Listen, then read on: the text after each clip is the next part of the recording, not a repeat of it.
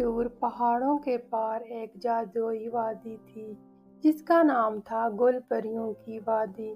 وہاں ہر رنگ کی پری رہتی تھی مگر سب سے خاص تھی گلابی پری پریال۔ پریال نہ سب سے طاقتور تھی نہ سب سے خوبصورت، مگر وہ سب سے زیادہ ہمدرد، مہربان اور مسکراہٹ بانٹنے والی پری تھی۔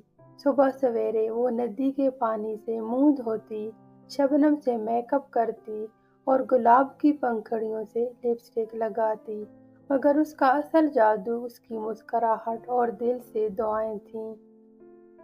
ایک دن وادی میں کالا بادل آ گیا، سب پریوں کے رنگ ختم ہو گئے، کوئی ہنستا نہیں تھا، کوئی اڑتا نہیں تھا، کوسے قزح کی روشنی بجھ گئی۔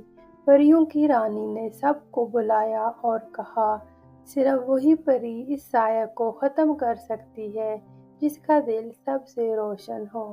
سب نظریں پریال کی طرف مڑ گئیں۔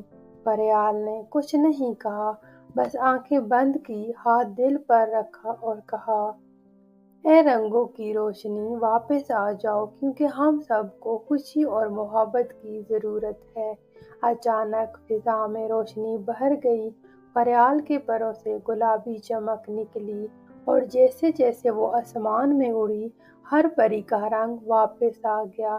سب پریاں ناچنے لگیں، پرندے چہچہانے لگے اور وادی پھر سے زندہ ہو گئی۔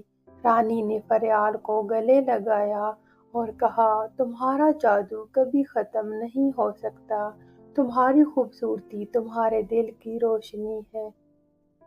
پریال مسکرائی اور بولی، جب ہم دوسروں کو خوش کرتے ہیں تو اصل جادو وہی ہوتا ہے۔